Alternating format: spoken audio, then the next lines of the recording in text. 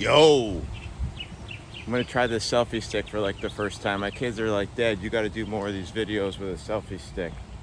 So if I end up doing something backwards or start filming my ass, I apologize for it.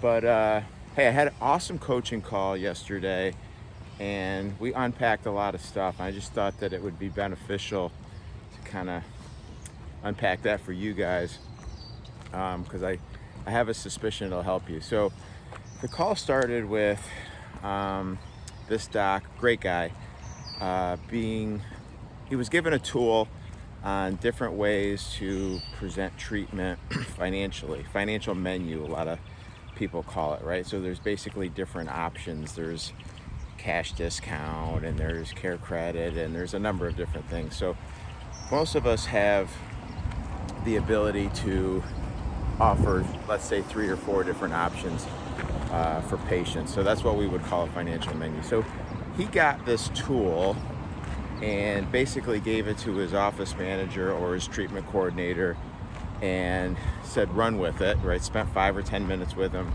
going over it. And it just didn't get implemented well. It didn't land well. And he was frustrated. And he said, Jason, what can I do about that? So I talked to him a little bit about, when we delegate tasks, we have to, it takes way longer to train somebody properly if we're going to delegate a task to them. Rory Varden, in one of his books, talks about if it's going to take you 10 minutes to perform this task, it's going to take you 30 times that amount to train somebody to do it. I don't know if I agree with that, but his point is very, very clear. Like, it's going to take a hell of a lot longer than you think it's going to take, right? So if there's a task that takes you 10 minutes to do at a super high level, his thought process, it's going to take 30 times that, so 300 minutes, which is 5 hours, right? So if it takes you 10 minutes to really understand and properly present financial options to patients, will it take you 5 hours to train someone to do it at the same level that you can do it? No, it's not going to take you 5 hours, but it's going to take you an hour. It's going to take you an hour and a half, and then with kind of revisiting it, it's going to take you a little bit longer. So then the conversation goes to the point of, okay, if I'm going to need all that time, I just simply don't have it. I'm at the chair all the time. So this is the conundrum that we're always facing, right? So we're so busy clinically, we're so busy working in the business that we don't have time to work on the business. And I know many of you guys realize that's language from Gerber's book, E-Myth, right? And we all know this in theory, but the reality is, how do we execute on this, right? So I told him he's working 4 days a week clinically, 8 hours a day, let's say, right? And he had a scarcity mindset. He was fearful that if he were to close down clinically for X amount of hours a week, it would really hurt his revenue and hurt his profitability. So let's unpack that for a second. I have never, and I mean this, never, and I coach a lot of people, I have never seen someone drop their revenue when they go from 4 days to 3.5. So on average, they're losing about 3 to 4 hours of clinical time per week. Literally, I have never seen a drop in revenue. Why? Because subconsciously, you have to figure out how to be more efficient with your time. You schedule better. You become more efficient with your procedures. The other part of that is, in those 3 hours that you're giving up, now call it non-clinical time, we're working on the business time, you have such an opportunity to train your team on getting better. So I presented that to him, and he was very hesitant. Scarcity mindset, that's okay. We've all been there. I've been there. So I said, okay, if we're not going to go to a half day, what if we went to an hour? What if we found an hour every week where you now had 60 additional minutes to train up your team on different things that are going to ultimately make you better. So one solution that I proposed to him was you take lunch every day from 12 to 1. As you guys know, that 10 to 2 o'clock area is typically the toughest to fill hygiene. So what if one day per week, instead of having lunch from 12 to 1, we had lunch from 12 to 2. So we shut down the office from 1 to 2. So now you have a 2-hour lunch. You buy lunch once a week or every other week if you're even nervous about this 1 hour per week. You eat as a team for 20, 30 minutes, and then you have 90 minutes of time to work on the business and train up people. So he was starting to get behind that. I want to share some math with you guys just so kind of we're on the same page. If your office is doing $500-$600 an hour, which is average, that's if you're a solo doc, 5-6 team members, and you're doing $500-$600 an hour, then you're probably doing $1 million. And you're going to lose that hour of revenue, which let's say it's $500. You can make that up by adding $15 to $20 per hour the rest of the week. Now, I'm telling you with 100% guarantee that if you start to work on the business and you start to train some of the things that I'm going to present to you in a few minutes, you will more than make that up on an hourly basis. You'll start to see a 10 or 15% increase in your production on an hourly basis. Not $15 to $20 an hour, but $100, $200 an hour. So you have to pull out of the whirlwind. You have to start working on the business in order to become more proficient when you're working in the business. So again, he wasn't crazy about dedicating a half day per week or even a half day every other week, but he could get on board with an hour a week or an hour every other week. So I'm taking what I can get, right? So then the next question is, Jason, what would we work on? I'm not really sure I can be prepared or have things ready to go to train my team. And again, get it, right? But oh my gosh, there is so many things that you can work on. So I gave him some ideas to create a list of things that they can train on a regular basis. First thing I would do is set up a whiteboard at the end of the hallway and give your team permission that any time throughout the week there's ambiguity with something or there's confusion with something, then you just go to the end of the hallway, you take the dry erase marker and you write it down. This is something we need to work on. This is something I'm not sure about. This is something I overheard that I don't agree with, right? And by the end of the week, you're gonna, assuming you have trust and vulnerability built up with your team, you're gonna have a pretty significant list, right? So that's a really good way to like at least start the process of what can we work on. But just based on my experience in my own organization and with coaching people, I'll just give you a handful of things that if you were to work on this with your entire team for an hour a week, you would see huge growth in your team the rest of the week, right? So let's talk about some examples. One would be the first thing that he mentioned when we got on the call is this financial menu. What are the financial options that you're presenting to patients, and how do you go about presenting those?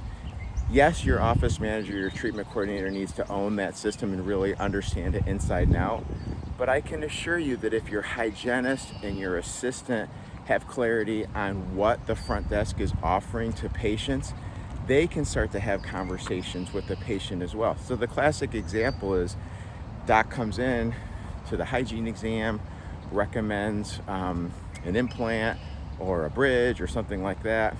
Patient kind of nods their head, yes, I can do that. Then they leave, and only every single time the patient's going to look at the hygienist and say, well, how much is that? Well, I can't afford that.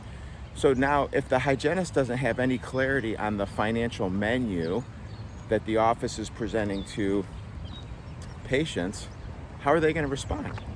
You want that hygienist to feel empowered to say to the patient, Mrs. Jones, doc has got a number of financial options for patients to be able to comfortably afford the treatment that they need. Like, I think you're gonna be amazed when I walk you up front, all the different options available to you. You know you need this, I know you need this, and we'll figure out a way to make it affordable. Like, that's so empowering for the hygienist versus, well, let's see what they say at the front desk, right? So little things like that, even though that this specific training is more front desk, having the assistants, having the hygienist, having everyone understand what exactly goes into the training. Now, again, you don't need the assistants and the hygienists to understand how to log into Care Credit, but you want to give them the general gist of it. And something like this can be trained in this additional 60 minutes that we're creating by closing down the office that additional hour per week. So what else could we do? From my experience, by far, one of the greatest returns on investment is getting your team calibrated with treatment recommendations that the doctor is going to make, okay? So what do I mean by that? Just poring over photographs and x-rays, and this is when doc recommends a crown, this is when he recommends a filling, this is when he recommends periodontal treatment, this is when he recommends a recall. If you can spend time getting everyone on the same page for that, this is what happens. The assistant, the hygienist, now based on their experience, based on this newfound knowledge, based on this power that they feel, can say to the patient, you know, Mrs. Jones, there's a crack here next to this silver filling. I can't guarantee what doc's gonna ultimately recommend, but we have a number of patients that have this condition with their tooth, and we've seen it split. Doc routinely recommends a crown because he doesn't want this tooth to split and then you ultimately lose the tooth. Or he doesn't want this tooth to split and then you ultimately need a root canal. I can't guarantee that's what he's gonna say, but I just wanna give you a heads up. So now that assistant or that hygienist feels like they're communicating with a sense of accuracy and they feel empowered to have that conversation, right? And then the doc comes in and basically backs up what the hygienist or assistant already said. So the doc becomes the second opinion, right? The hygienist, the assistant is the first, that position of authority, right? And then the doc comes in and basically repeats the same exact thing. It will lead to such a higher level of case acceptance, it'll blow your mind, right? Versus the doc comes in for the hygiene exam. No one has mentioned anything to the patient about the possibility of this cracked tooth needing a crown. Patient didn't even know they had a cracked tooth, mainly because the hygienist may have not felt empowered to have that conversation. Again, training issue, right? So when the doc now comes in and the doc is the first person that mentions that to the patient, how do you think that goes over? Like a lead balloon. And the patient may ultimately schedule treatment. It depends on their previous level of trust with the doctor. But I can assure you that when the doctor leaves the room, the patient's looking at the hygienist and says the dreaded, do I really need that? The question, do I really need that, never gets asked if the hygienist has already mentioned it to the patient before the doctor exam.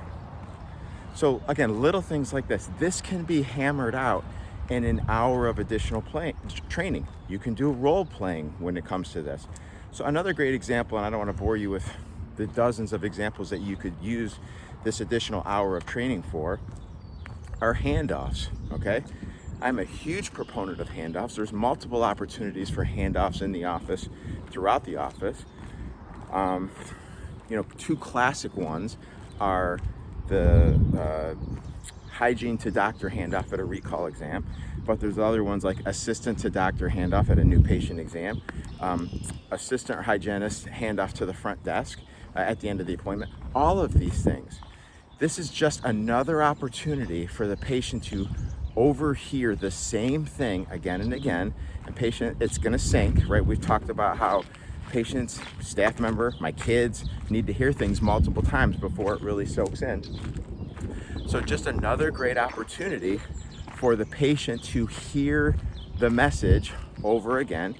Another great opportunity to make sure that the patient understands that they were heard. Right? I love when my assistants do phenomenal handoffs to me at a new patient exam. So I'll walk in the room, The worst thing that you can do is ask the patient all these questions again. The assistant had already asked the patient these questions. The patient has already answered, and now you come in and you're asking the same exact questions. That's like when you call customer service at some customer support center in India. You tell everyone your name, your date, your social security number, your birthday, and then you get transferred and you have to answer all of those questions again. How does that make you feel? Like shit, right? Like, you know, the person on the other end or the company on the other end is incompetent, right? Don't have your patients perceive you as incompetent. So when you walk into the room with a new patient and the assistant knows to start the handoff, the assistant is now communicating everything that they got from the patient. So what does that do? It saves time. It tells you everything you need to know. But from my perspective, more importantly, the assistant feels heard. The assistant's like, huh, she was really listening to me. She really heard what I had to say. This is a game changer. And I can assure you it's not happening right now because your assistant doesn't feel empowered to know what to ask. They don't feel like they even understand what a really great handoff needs to be from the assistant to doctor. So again, another training opportunity. So again, let me just kind of summarize here. I know that by closing the office a half day, by taking away 3 or 4 clinical hours, through training in that time, you will become more profitable and ultimately generate more revenue. There's no question on that. It's been my experience personally, and only every single time when I coach people up. If you're ready for that, do it. If you're not ready for that, then find another opportunity throughout the week to do it. Like I said earlier in this video, maybe it's an hour a week, all right? And maybe it's that 1 hour after lunch, so it kind of gives you a little bit of a buffer to do some of this training. And then I've just mentioned a few things that you can start to use to train in that hour that's gonna bring huge benefits right away, okay? And if you go through those things and you get them trained up at a high level and now you start looking for additional things to train on, let me know. I'll let you know, right? But if you have that whiteboard set up at the end of the hallway, you'll never run out of things to train your team on. So hope this helped, guys. Again, great call yesterday with a private coaching client. Just wanted to make sure that we were all on the same page, and hopefully that information that I shared with him, you guys can benefit from in some way. Have a great one. Love you guys.